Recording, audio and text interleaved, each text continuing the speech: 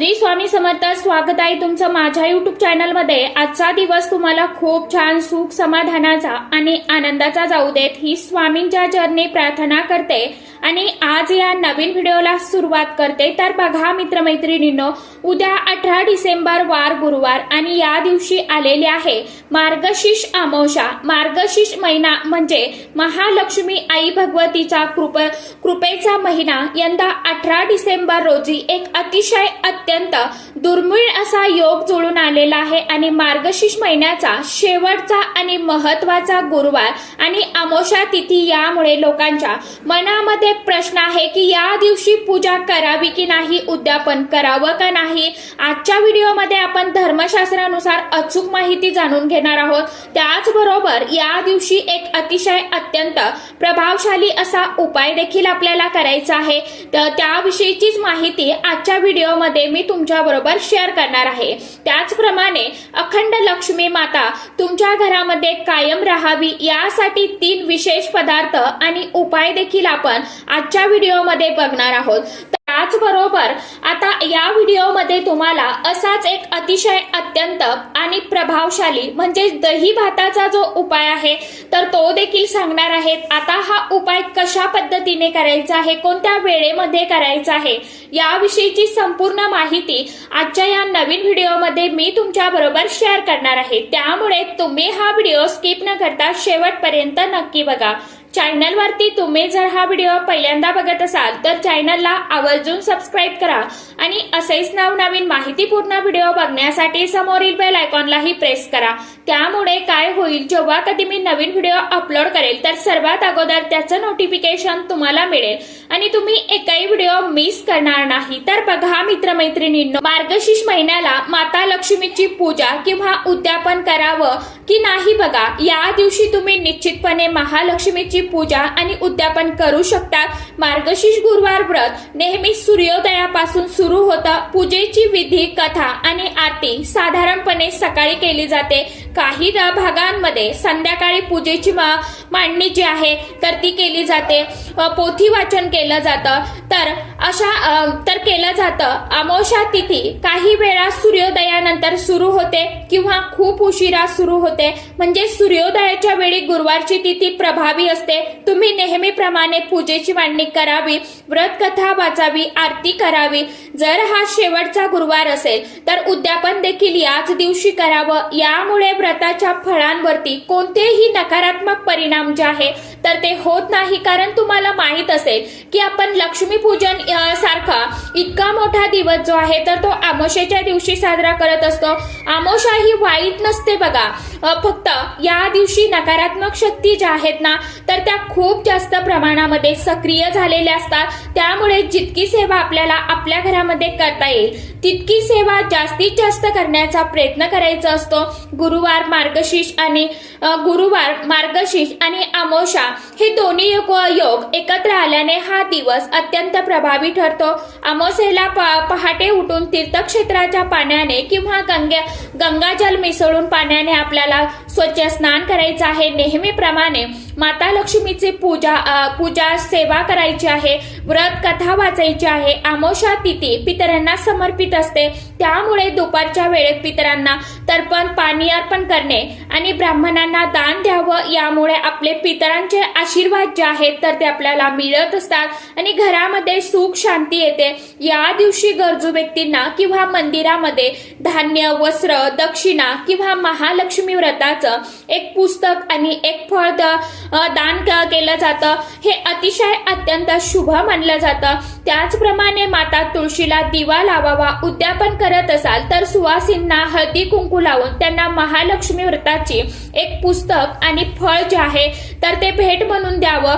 अमावस्येच्या दिवशी पुढचा प्रवास जो आहे तर तो टाळावा. मनात कोणत्याही प्रकारचे नकारात्मक विचार किंवा इतरांविषयी वाईट साईट बोलणे, अमावस्येला केस कापणे, नखे कापणे किंवा दाढी करणे शक्यतो टाळावं. मार्गशीर्ष महिन्यात गुरुवारी फणस हे फळ जे आहे तर ते चुकून देखील खाऊ नये आणि किंवा फणसाची भाजी सुद्धा घरामध्ये बनवू नये. हे 3 पदार्थ नैवेद्य बनवून खाल्ल्यास माता लक्ष्मीची अखंड कृपा ही आपल्यावरती असते. त्याचबरोबर या दिवशी दुहेरी योग जो आहे तर तो जुळून आलेला आहे. गुरुवार अमावस्या असल्यामुळे माता लक्ष्मीची सेवा विशेष फलदायी मानली जाते। माता लक्ष्मीला कमळाचं फूल किंवा कमळगठ्ठ्याची माळ अर्पण करावी। पूजेच्या वेळी महालक्ष्मी अष्टकम त्याचप्रमाणे श्री सूक्तम चा पाठ जो आहे तर तो आवर्जून करावा।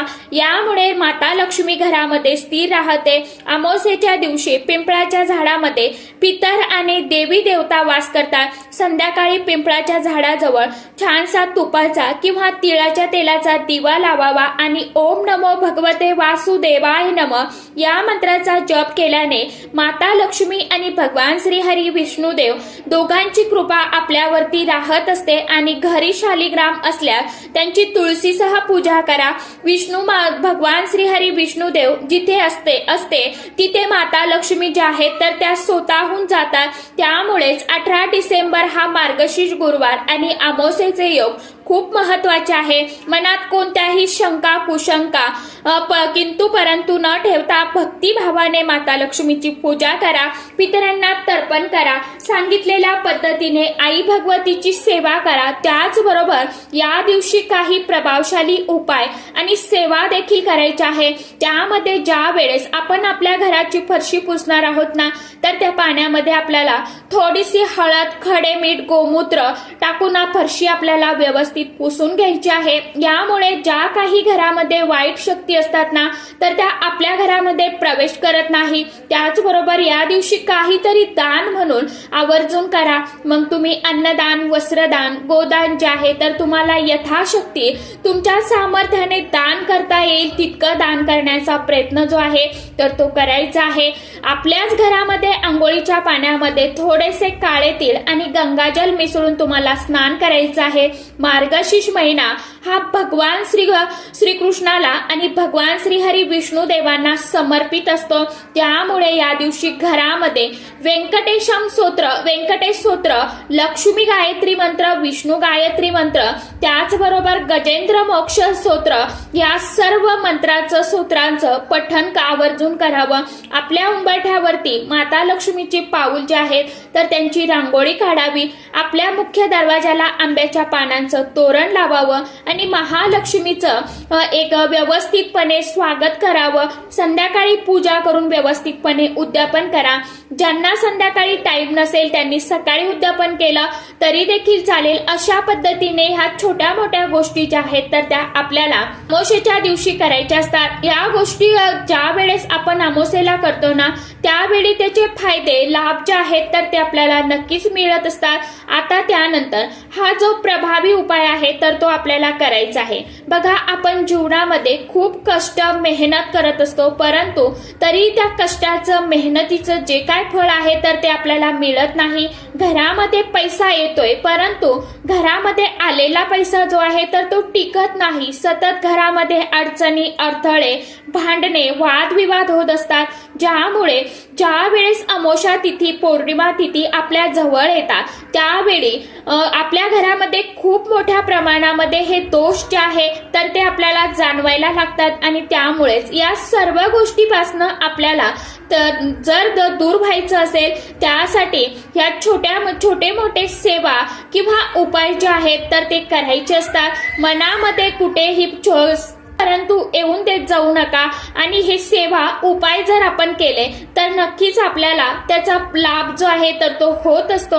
माता लक्ष्मीची अखंड कृपा आपल्या परिवारावरती राहते आणि त्यासाठी हा प्रभावी उपाय सर्वांनी उद्याच्या दिवशी आवर्जून करायचा आहे। आपल्याला कोणता उपाय करायचा आहे तर बघा, आपल्याला आपल्या घरामध्ये या दिवशी दही भाताचा हा जो उपाय आहे तर तो करायचा आहे। आता बघा, या दिवशी अमावस्या आहे आणि अमावस्या ही सर्वपणे आपल्या पितरांसाठी समर्पित असते। तर आपण आपल्या पूर्वजांच्या आत्म्यांना शांतीसाठी जर काही उपाय केले तर घरातील अडचणी ज्या आहेत ना तर त्या नक्कीच दूर होताना आपल्याला दिसून यायला सुरुवात होते।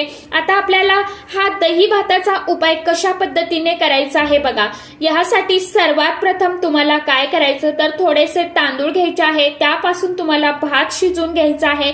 त्यानंतर हा भात जो आहे तर तो थंड करायचा आहे। त्यामध्ये थोडंसं दही जे आहे तर ते आपल्याला टाकायचं आहे। त्यानंतर हा दही भात जो आहे तर तो संपूर्ण घरामध्ये आपल्याला फिरवायचा आहे, म्हणजे घरातील प्रत्येक कानाकोपरा आपल्याला फिरवायचा आहे आणि फिरवत असताना मनामध्ये आपल्या महाराजांचं स्मरण करायचं आहे. श्री स्वामी समर्थ, श्री स्वामी समर्थ या मंत्राचा जप करायचा आहे. अगदी थोडा जरी टाकला तरी सकाळी टाका, संध्याकाळी टाका, जेव्हा तुम्हाला वेळ मिळेल त्यावेळी टाकायचा आहे. त्यानंतर मुख्य प्रवेशद्वारावरती येऊन उरलेला जो काही भात आहे ना, तर तो मुख्य प्रवेशद्वाराजवळ तुम्हाला 7 वेळा ओवाळून घ्यायचा आणि पक्ष्यांना बाहेर खाण्यासाठी कुठेही ठेवू शकता, जसं की गॅलरीमध्ये किंवा गच्चीवरती, पत्र्यावरती, अंगणामध्ये, जिथे तुम्हाला शक्य होईल तिथे ठेवा. आणि घरामध्ये जो दही भात तुम्ही टाकलेला आहे ना, तर तो असाच रात्रभर घरामध्ये ठेवायचा आहे. अगदी थोडे शिंतोडे आपल्याला शीत जे म्हणतो ना आपण भाताची, तर ती टाकायची आहे. आणि तसाच दिवसभर सकाळपर्यंत टाकलेला भात जो आहे तर तो रात्रीच आपल्याला संध्याकाळी झाडत असतो ना, तर तो व्यवस्थितपणे स्वच्छ गोळा करून घ्यायचा आणि कचरा टाकून द्यायचा. रात्री टाकला तर तो रात्रभर तसाच ठेवायचा, सकाळी टाकला तर दिवसभर ठेवा, रात्री तुम्ही भरून टाकू शकता. दुसऱ्या दिवशी सकाळी झाडून तो कचऱ्यामध्ये टाकायचा. रात्रभर जी काही वाईट नकारात्मक शक्ती आहे आपल्या घरामध्ये असते ना, तर त्या दही भातामध्ये तृप्त होते आणि त्या नष्ट होत असतात. असा हा दही भाताचा जो उपाय आहे तर तो आपल्याला आवर्जून करायचा आहे. यामुळे आपल्या जीवनातील सर्व अडचणी, दुःख, दोष, दारिद्र्य जे आहे तर ते दूर होत असतात. त्याचबरोबर आपल्या घरामध्ये पितर जे आहेत ना, ते देखील तृप्त होतात. घरातील अडचणी सुद्धा नष्ट होण्यासाठी मदत होत असते. असा हा उपाय सर्वांनी उद्याच्या दिवशी सर्वांनी नक्की करून बघा. फक्त उपाय करत असताना मनामध्ये श्रद्धा असू द्या, विश्वास असू द्या, सोबतच आपल्याला कष्ट करणं गरजेचं आहे. कर्म चांगली करायची आहे. आपली प्रगती जी आहे तर ती होणारच आहे आणि आपल्याला देव जर चांगली बुद्धी जी आहे तर ती प्रदान करणारच आहे. म्हणून सेवा करत राहा, सेवेकरी घडवत राहा. आणि नेहमी व्हिडिओमध्ये सांगत असते की निस्सीम भक्ती करत चला, एक दिवस तुमच्या आयुष्यामध्ये नक्कीच उजेडणार आहे. तर चला, जी काही माझी छोटीशी सेवा आहे तर ती तुमच्या बरोबर मी शेअर केलेली आहे. आणि तुम्हाला जर आवडली असेल तर सर्वांनी व्हिडिओला एक लाईक, एक सबस्क्राईब आणि आवर्जून व्हिडिओ जास्तीत जास्त सर्वांना, म्हणजे तुमच्या इतर नातेवाईकांना शेअर करत जावा. तर चला, आजच्या व्हिडिओमध्ये इतकीच माहिती होती. कशी वाटली नक्की सांगा. व्हिडिओ आवडला तर चॅनलला आवर्जून लाईक, शेअर, सबस्क्राईब जरूर करा. परत भेटूया नवीन माहितीसोबत, नवीन व्हिडिओसोबत. तोपर्यंत सर्व माझ्या युट्यूब परिवाराला श्री स्वामी समर्थ.